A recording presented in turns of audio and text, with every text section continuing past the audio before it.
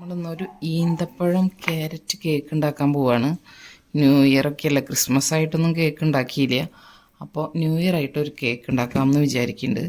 അപ്പോൾ അതിന് വേണ്ടിയിട്ട് 3 ക്യാരറ്റ്, ഇത്രയ്ക്ക് ഈന്തപ്പഴം, അതിനൊക്കെ ഇങ്ങനെ കുരു കളഞ്ഞ് വെച്ചിരിക്കുകയാണ് കേട്ടോ. ഇതൊന്ന് ചെറുതായിട്ട് കട്ട് ചെയ്യാം, ഒന്ന് ചെറുതായിട്ട് മുറിച്ചിട്ട് എടുക്കാം. ഇതൊന്ന് ഗ്രേറ്റ് ചെയ്തെടുക്കണം. അത് കഴിഞ്ഞിട്ട് നമുക്ക് സ്റ്റെപ്പായിട്ട് കാണാം ബാക്കി കാര്യങ്ങൾ. നമ്മുടെ ഷുഗർ കാരമലൈസ് ചെയ്തതാണ്.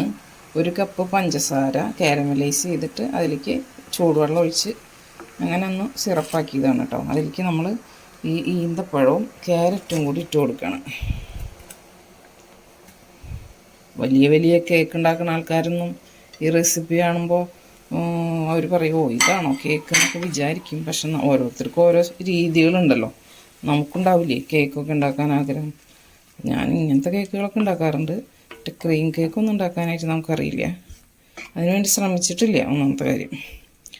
അപ്പോൾ ഇതിലൊന്ന് വറ്റി വരട്ടെ. ഇതിൽ കിടന്നിട്ട് ഒന്ന് വെന്ത് അതിലേക്ക് നമുക്കൊരു 1/4 സ്പൂണ് നമുക്ക് കറുവപ്പട്ട പൊടിച്ചതാണ്, സിനമൺ പൗഡർ, അതൊരു 1/4 സ്പൂൺ ഇട്ട് കൊടുക്കുന്നുണ്ട്. നമ്മൾ ക്യാരറ്റ് ഡേറ്റ്സ് കേക്കാണല്ലോ ഉണ്ടാക്കുന്നത്, അപ്പോൾ ഇതിൻ്റെ ടേസ്റ്റ് നല്ലതാണ്. അതിട്ട് കൊടുക്കുന്നുണ്ട്. അപ്പോൾ അതൊന്ന് അതിൽ കിടന്ന് ശരിയായി വരട്ടെ.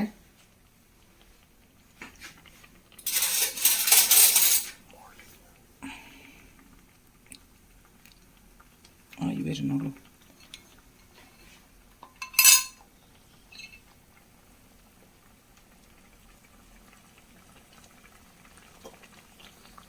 നമ്മളിതിലേക്ക് 1 സ്പൂൺ ബട്ടറും കൂടി ചേർത്ത് കൊടുക്കുന്നുണ്ട്.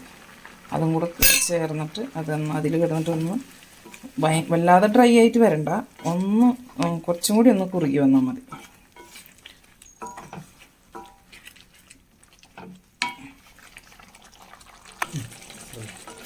ക്യാരറ്റും ഈന്തപ്പഴവും നമ്മുടെ ഷുഗർ സിറപ്പിൽ കിടന്ന് ഇതുപോലെ ഒന്ന് വറ്റി ഡ്രൈ ആയിട്ട് വന്നിട്ടുണ്ട്. ഇത്രയ്ക്ക് മതി. നമ്മൾ ഗ്യാസ് ഓഫ് ചെയ്യാൻ പോവുകയാണ്. ബാക്കിയുള്ള കാര്യങ്ങൾ ചെയ്യാം. 2 കപ്പ് മൈദ, അതിലേക്ക് 2 ടേബിൾ സ്പൂൺ കോൺഫ്ലവർ,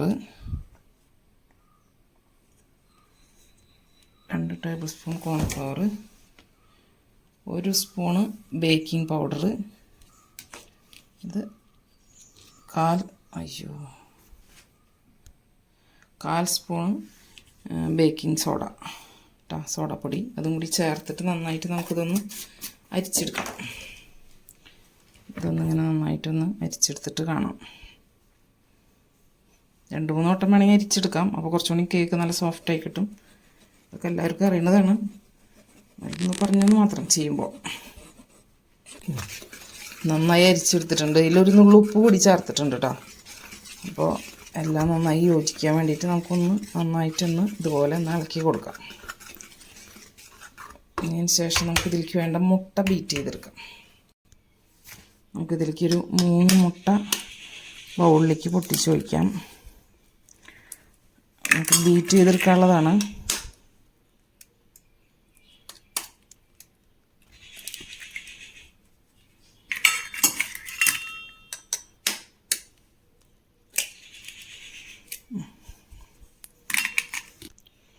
ഇതിലേക്ക് 1 സ്പൂണ് വാനില എസൻസും കൂടി ചേർത്തിട്ട് നമുക്കിത് ബീറ്റ് ചെയ്തെടുക്കാം. നമുക്ക് മുട്ട ബീറ്റ് ചെയ്തെടുക്കാം.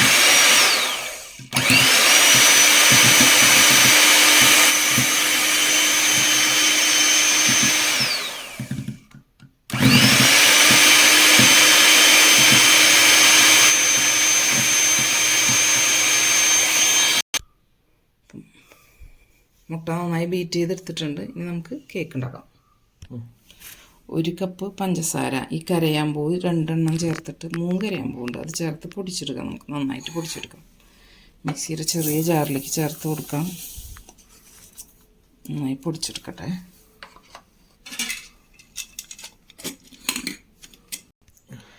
നമ്മുടെ പാത്രം ഒന്ന് ഗ്രീസ് ചെയ്ത് വയ്ക്കാം.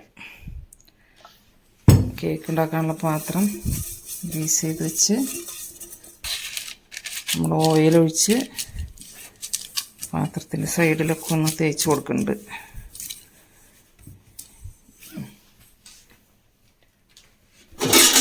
നമ്മുടെ കേക്ക് ഉണ്ടാക്കാനുള്ള പാത്രം ഇവിടെ ചൂടാക്കാൻ വെച്ചിട്ടുണ്ട് കേട്ടോ. പ്രീ ഹീറ്റ് ചെയ്യാൻ വെച്ചിട്ടുണ്ട്. ഇതേ ഒരു റിങ് വെച്ചിട്ട് സെറ്റാക്കി വെച്ചിട്ടുണ്ട്. അപ്പോൾ അതിന് മുൻപ് നമുക്ക് ഈ നമ്മളാക്കി വെച്ച ക്യാരറ്റ്, ഈന്തപ്പഴം അതിന് കൂട്ടുണ്ടല്ലോ, അതിലേക്ക് ഈ മുട്ട ചേർത്ത് കൊടുക്കാം. മുട്ട ചേർത്ത് നന്നായി ചേർത്ത് കൊടുക്കാം. പിന്നെ നമ്മൾ പൊടിച്ച പഞ്ചസാര ചേർത്ത് കൊടുക്കാം. 1 കപ്പ് പഞ്ചസാര പൊടിച്ചത് ചേർത്തു. നന്നായി ഇളക്കി കൊടുക്കാം.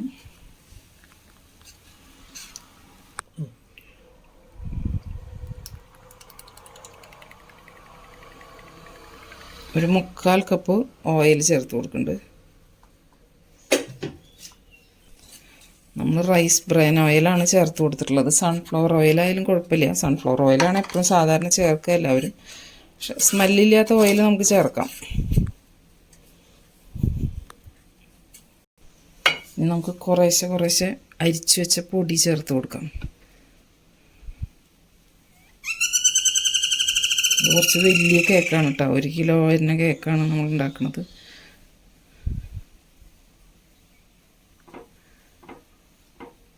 ഒരേ സൈഡിലേക്കൊക്കെ ആയിട്ട് ഇളക്കി കൊടുക്കാം.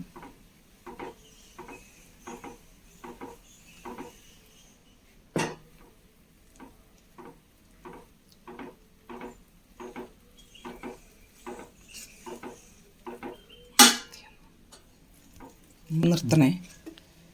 നമുക്കിത് കേക്ക് ട്രേയിലേക്ക് ഒഴിച്ചു കൊടുക്കാം.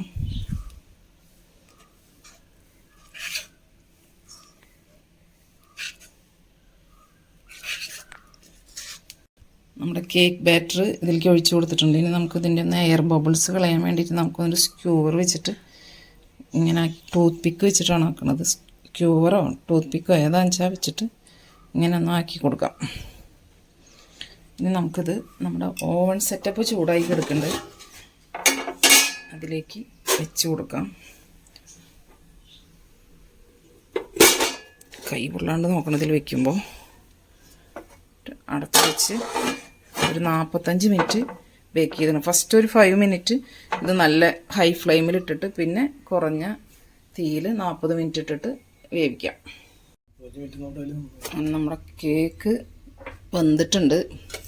ഇപ്പോൾ 1.25 മണിക്കൂറായി കേക്ക് വെച്ചിട്ട്. അതിലിടയ്ക്ക് നമ്മളൊന്ന് നോക്കിയിരുന്നു, പക്ഷെ ആയിട്ടുണ്ടായിരുന്നില്ല.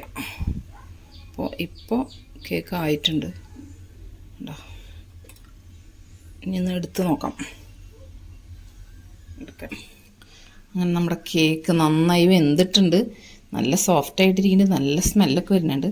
നമുക്ക് ചൂടാറി കഴിഞ്ഞതിന് ശേഷം നമുക്ക് ഇതിനൊന്ന് വേറെ പ്ലേറ്റിലേക്ക് ഡീമോൾഡ് ചെയ്തിട്ട് കാണിച്ചു തരാം. കേക്ക് ഡീമോൾഡ് ചെയ്തിട്ടുണ്ട്. ഞാൻ ബട്ടർ പേപ്പർ എടുത്ത് മാറ്റാം. അങ്ങനെ നമ്മുടെ കേക്ക് ഇവിടെ റെഡി.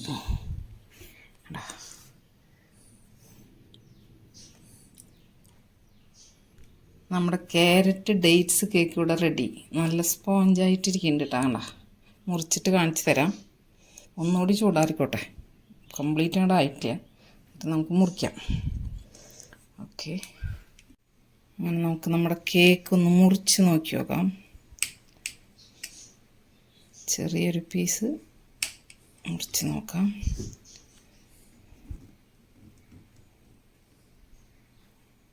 ഇങ്ങനെയുണ്ട് കേക്ക്.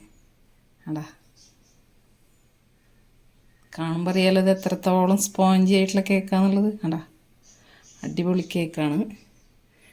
എല്ലാവരും ഇതുപോലെ ഒന്ന് ട്രൈ ചെയ്ത് നോക്കും. സമയം കുറച്ച് അധികം നേരം പിടിച്ചു, കാരണം ക്യാരറ്റും ഈന്തപ്പഴമൊക്കെ ഇട്ടിട്ടുള്ളത് കൊണ്ട് നമുക്ക് കൂടുതൽ സമയം പിടിച്ചു. പക്ഷെ നല്ല ടേസ്റ്റി ആയിട്ടുള്ള കേക്ക് കിട്ടി.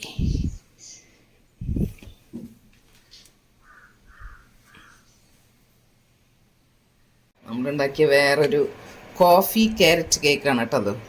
ഇതിപ്പോൾ പെട്ടെന്ന് തോന്നിയൊരു ഐഡിയ ഉണ്ടാക്കിയതാണ്.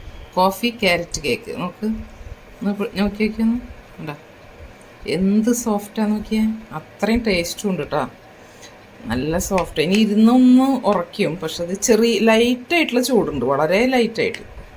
ഒരു 1.5 മണിക്കൂറായി ഉണ്ടാക്കിയിട്ട്. കോഫി ക്യാരറ്റ് കേക്കാണ്, അടിപൊളി ടേസ്റ്റാണ്. വീഡിയോ ഒന്നും എടുത്തില്ല,